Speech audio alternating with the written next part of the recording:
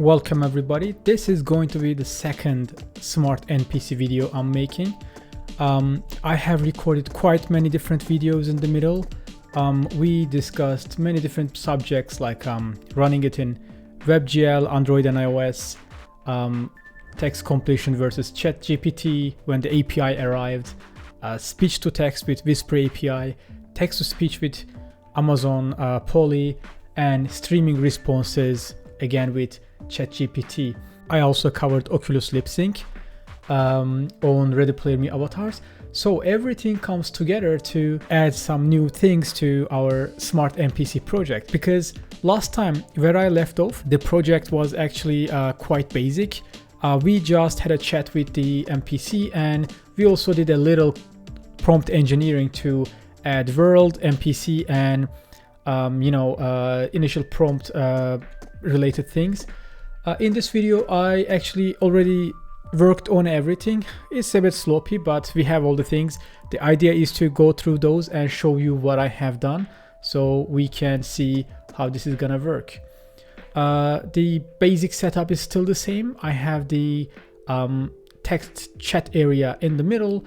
What I brought is one of the things after the ChatGPT API was open. I brought support for chat like a message system rather than just sending text and bringing some response back.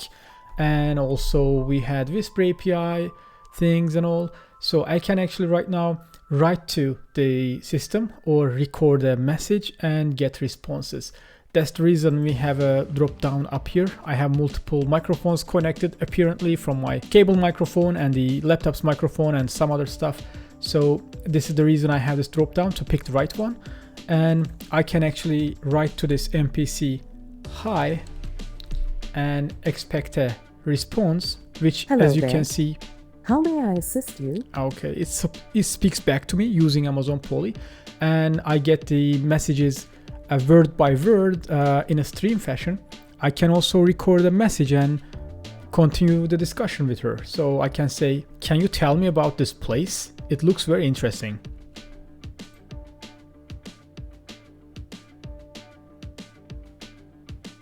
This place is called the cyberspace, and it is a hideout for cyber criminals. It's a mixture of both wonderful and dangerous places. So if you plan on exploring, you should be careful. So as you can see, what happens is first we receive the whole response, then I make a request to Amazon Polly, then get the speech. So that's the reason there's a delay. First we see the message, then we get the response. And as she actually plays the audio, her mouth also moves with Oculus LipSync blend shapes, Vision blend shapes, and so we pretty much have the whole loop completed.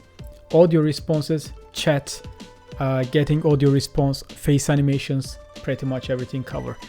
UI looks sloppy, not the best thing I could actually have done, but this is my third take. I started working on this video this weekend, so I just wanted to just show you what I made, quickly go through that, because everything will be available in GitHub, so it's open source.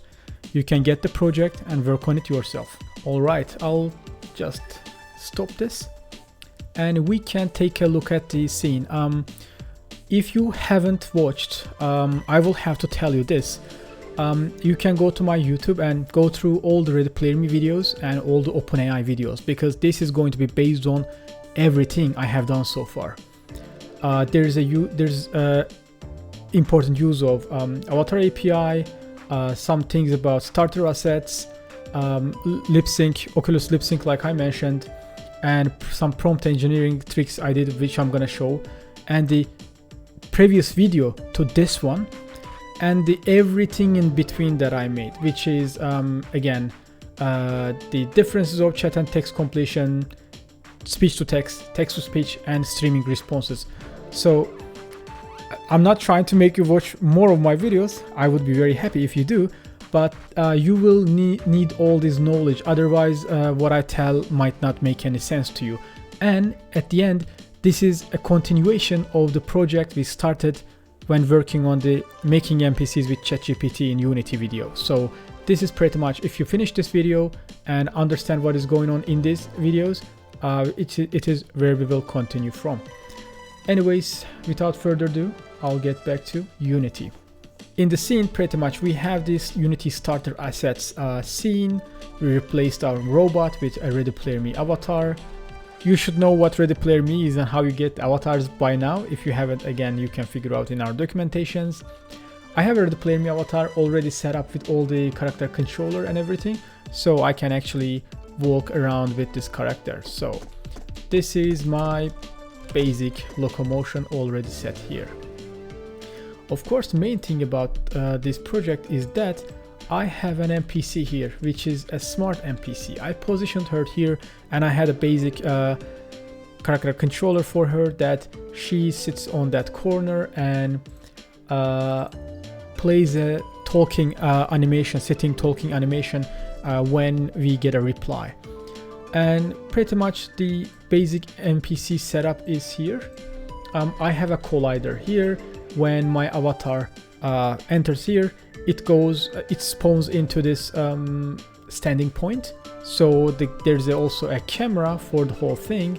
We enable these whole setup, which you can see, and camera is in the right position to show us the UI in the center and the NPC and our avatar in the corners. So this is how we positioned everything. Like, this is pretty much the scene setup. And of course, in this UI, I have the new things that I brought. Previously, this was just a text field, huge text field. Right now, it is a scroll field with scroll view with messages that we can put in it. Where this comes from is actually in the package manager in the OpenAI Unity package. You can see the samples. This comes from ChatGPT sample, and the drop down and the button, these kind of things also come from the Whisper example, which was about the audio. And at the end, streaming responses was about fetching messages word by word, so the responses start faster rather than waiting for the whole thing. And we would see the response like you could say like an animation, which is actually not, but word by word we would get the response which would look also nice. So this is it. One important thing, if you are continuing from the old project, is that I will be expecting you to update the OpenAI Unity package, also Ready Player Me Core avatar loader, optionally WebView as well. Because when we started, the Ready Player Me modules were already in the 0.1 version, so we also made some progress. Quite some improvements are in the Ready Player Me packages. So please update Core and Avatar Loader to be at least 1.2 or more plus if you are watching this video in the future. And OpenAI example too, because otherwise you won't be able to find Whisper and streaming response examples here, which this example is based on. Going back to the UI, I have my drop down here. I'm going to click on this. As you can see, in the NPC setup, I have to activate under that chat game object, and on it I have chat test and Whisper components. Let's go into Whisper component. This is where we have the audio related things. So I have my record button, drop down, chat test, and image for progress. Everything pretty much works similar to Whisper example. That's the content you saw in the Whisper video. So I get the microphone, fill the options into drop down, and you click to the button. If it was recording stops, you make a request and get the reply back in text. And if it was not recording to begin with, then microphone starts recording. You can set a duration. For now, I just set 5 seconds. So my response won't be exceeding 5 seconds. You can make it longer to have longer options. So, and the thing is, whenever you click on the button again, it's gonna stop. So you do not really need to record, let's say 1 minute long audio actually and send it. So you can stop it earlier, but there should be a maximum.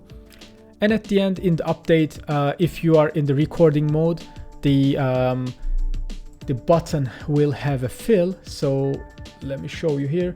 So we can actually see the time is going up. UI is not the best, but it does the job for now, and you can of course improve it yourself. This is pretty much what the Whisper script does here. Same that was going on in the Whisper example, and you can inspect the code. And chat test is a bit of a amplified version of ChatGPT script that we have from the sample. And on top of that, of course, I added text-to-speech related things with Amazon Polly. Again, everything was available in the Amazon Polly video. Let's go into this script. Here I have now, instead of a huge text field, I have sent and received prefabs to spawn depending on who sent which message. I have the send button, input field, and the scroll view, so I can actually always at the end of the conversation snap it to the end of the scroll. And there is our main prompt. I will get to it just now. Every time we make a request, I append the message. What changed here to be able to support streaming messages, I had to return the rectangle transform of the message that is generated, and I actually filled the returning response word by word into this message object. So when you make a request, you keep receiving texts. What happens is, up until the message is completed, it keeps editing the text in it to expand the message. So how it worked with the asynchronous chat completion with the streaming responses, we have right now it is not an asynchronous. Actually, this name needs to be changed, by the way. It is not really an asynchronous method that we can await for, but it's one shot. You just send it, and you have two callbacks. You wait for response. Every time there's a new word in the list, you get a response back of the whole text, and once it's completed, you get the incomplete message. So while on response, I keep editing the text in there and update the UI, just force the layout builder to edit the UI so we get the size changes. And when it's completed, actually what happens is I add the last message in the deck. I make a text-to-speech request so we can actually get the audio from the character. From here I can actually jump to text-to-speech. I will come back to our prompt. This was everything that was going on Amazon Polly example. I have my Amazon credentials here. I have my character's voice and engine set, and the text I'm going to generate, which is the result of the ChatGPT that we received as a stream. And at the end, we save the audio, we download it from local, and then we set it into an audio stream and play it. So this is how the character speaks. And on top of that, of course, on the NPCs game object, I have OVR LipSync context and OVR LipSync morph target components. So this is, again, you can check the Oculus LipSync video. All the details were there. So we have all the blend shapes set up on the character, and we set our audio stream audio source here, and the audio loopback set here. So when this character plays audio, the blend shapes on the face are going to be also controlled by Oculus LipSync, and they're gonna play. And you can see we have all the blend shapes available here: VZen blend shapes, mouth smile, and eye movement, in case you would like to have the eyes moving with Ready Player Me's eye animation handler. So in this case, she has glasses. Probably not that necessary, but depends on what kind of character you have and which kind of camera angles you have. All right. Whew. Really, I don't remember speaking this fast on a tutorial before. Explaining the code is much easier than writing and trying to explain it at the same time. And let's go back to chat test script.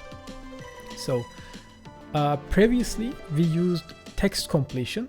So that was the reason I was editing the example as user NPC trying to create like a movie script like structure that's once at a time people are speaking. Right now what we do is we can actually use chat message structures in which you have a role and the context. So as initial message, I set here my initial prompt.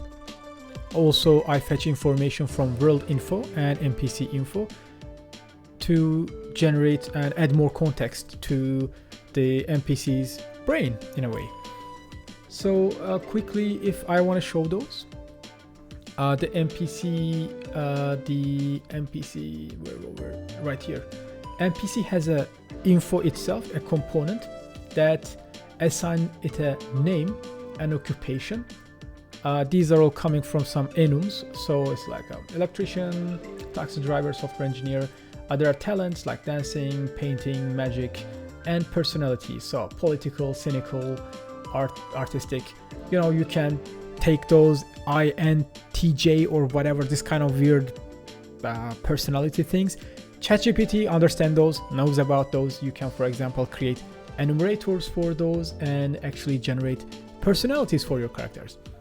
So we have these enumerators here, and on the get prompt method, we actually build a string. So it's like NPC name, NPC occupation, as if you are filling a character sheet for some D&D game or something. So you can have many different parts here, and it contributes to the overall prompt to make the NPC more, lifelike in a way. And of course we have the world info, and let's go here. World info is just the story and the world, and in our game we said it like so the game story is that our character, us, is an adventurer stuck in the cyberspace and trying to find his way, and yada yada. And the game world is like a place called cyberspace. There are good people, bad people, cyberspace hacker, criminals, and so on. So that's the reason she always replies to us considering these details. So if you make her a political personality, she's gonna give you politic answers. If she's artistic, she'll find the beauty in everything, and so on. Whatever you edit here, these text is gonna go into the prompt.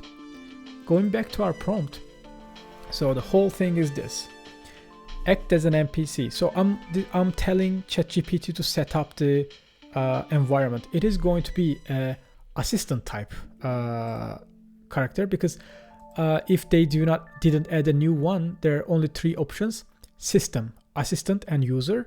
So we are going to be the user, and ChatGPT, the NPC, is going to be assistant.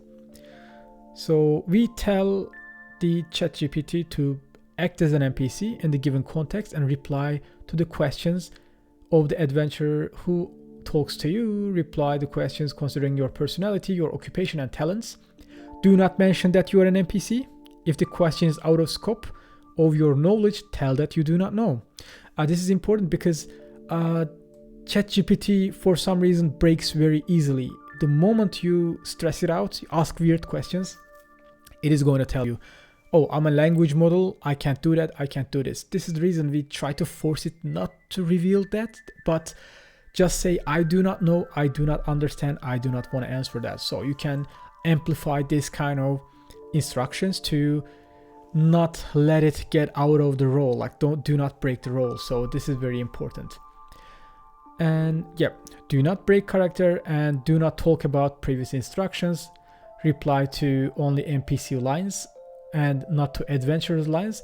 This is also interesting thing sometimes, especially what I figured. If you do not have a punctuation at the end of your sentence, if you just say hi, nothing else, no dots, no question marks, exclamation marks, it just completes the rest of the thing as if multiple people are actually discussing things. This is very bad. So the reason I'm trying to force it to just reply to its own lines, not to mine. And so if my reply indicates that I want to end the conversation, finish your conversation, finish your sentence with the phrase "and convo. We covered this in the video that I called prompt engineering. The idea was that you can get actually you can get answers from ChatGPT in different formats like JSON, YAML, or whatever format you ask it to. And in this case, I was asking for this end convo secret phrase. So if I ever receive it at the end of the sentence, I can actually use it for something.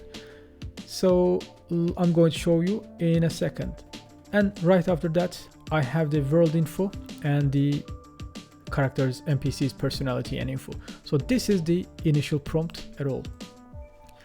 And one of the exciting things, this end convo stuff. Let's go down here. So what I do right here when I receive the responses is that, of course, I check if the text is empty. While it's empty, I'm not adding anything in there. Then I check if the text contains the phrase end convo. I just replace it with nothing because I do not want that to appear in the screen. And I invoke a method called end convo 5 seconds later, which actually is the method we used in the previous example again to recover the UI. So we close the screen. So we do not have a close button actually. It closes itself and clears the messages, so we do not have a history. So much talk. Let's go back to example. I would like to show that to you as well. And all right, first of course, I need to disable the to activate parts. Run it. So I'm just gonna run into the collider.